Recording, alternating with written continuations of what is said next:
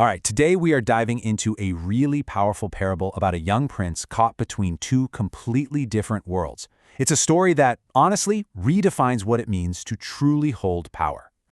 Okay, let's just dive right into this opening line. It's fantastic. We're immediately thrown into a kingdom that is fundamentally split down the middle. Everything is governed by this single great clock, but it has two faces, pulling everyone in two different directions. So here's the split. On one side, you've got the high castle. Time there is measured in the heavy, cold, metallic clinks of duty, tradition, and the weight of the past. But on the other side, you have the low tavern, where time is measured in, the pouring of wine, the sound of laughter, the messy, chaotic, vibrant energy of right now. And caught right in the middle of these two worlds is our main character, a young prince they call the Weaver.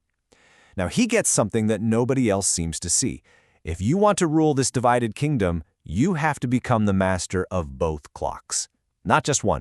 And this is absolutely crucial to understand. When he spends his time in the tavern, he's not slacking off. It's not weakness. It is a deliberate strategy. He's there to learn, to study the human element of power, the raw emotions, the desires, the things that actually make people tick. So, let's see where this education takes him.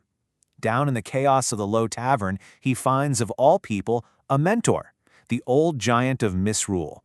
And the giant teaches the Weaver these really fundamental, earthy lessons. He basically says, look, this world is made of flesh and breath. It's not just cold stone and ancient laws. Those high-minded ideals from the castle, they don't actually feed a hungry person.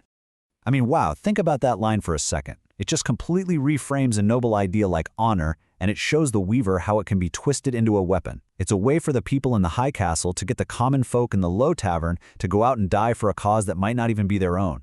It's a cynical lesson for sure, but a vital one for a future king.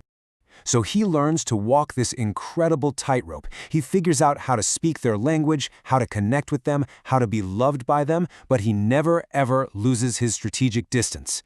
For him, the tavern becomes this living, breathing map of human nature that he knows he'll need to navigate his reign later on. But of course, this kind of patient, complex understanding isn't always appreciated. In fact, it often summons a challenge from a power that is its complete and total opposite. And here he is. Meet the fiery knight. He is everything the Weaver is not. He sees the world in black and white, in simple truths. For him, power isn't complicated. It comes from brute force, a sharp sword, and the glorious traditions of the past. That's it. And this really gets to the heart of the whole conflict. You've got the knight with his rigid, brute force approach.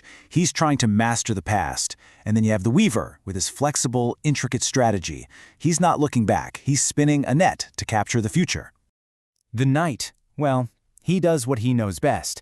He's out there sharpening his sword, polishing his armor, practicing his charge, getting ready for a very direct, very physical fight. Meanwhile, the Weaver does the exact opposite. He watches, he listens, he plans. He understands a truth the knight just can't see. Fire burns out, but patience, like water, can reshape stone. And to make things even more complicated, the one person who should understand him, his own father, the king, totally misreads the situation. He looks at his son and just sees a failure, a broken gear in the royal machine. He thinks the tavern is corrupting the prince, when in reality, the prince is forging a totally new and much stronger kind of power. So inevitably, it all comes to a head. The kingdom erupts into battle, and this is when the Weaver finally steps out of the shadows and shows everyone what he's really made of. And first, we see that he didn't forget a single lesson from the high castle. He moves with all the discipline, the precision, and the grand strategy that comes with his royal blood. But he combines it, he fuses it with that chaotic, unpredictable human energy that he soaked up in the tavern. And it's this combination, this synthesis of high and low, that makes him an enemy the fiery knight literally cannot comprehend. And in their final showdown, the Weaver's entire philosophy is put to the test. It all comes down to this one simple, powerful idea: that a mind that understands the whole picture will always, always be stronger than an arm that only knows how to swing a sword. He doesn't just beat the knight, he outthinks him. And in doing so, he finally unifies the entire kingdom. So what does this all mean in the end? What's the big takeaway from the Weaver story? Well, It's more than just a cool fable. It's a blueprint for a totally different kind of leadership. The parable gives us this incredible definition of what real power is. It's not about domination, it's about empathy. It's the ability to go into every single part of your world, from the highest castle to the lowest tavern, understand it and connect it all without losing yourself in the process. And this is basically how he did it. You see, he didn't pick a side. He went everywhere. He absorbed lessons from everyone, the giant, the knight, his father.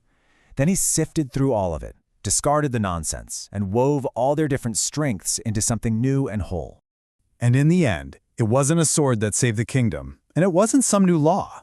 It was a leader who could act as a translator between these two different worlds. The two faces of the great clock finally started to tick in harmony, governed by one single, steady heart. So the story really leaves us with this question to think about.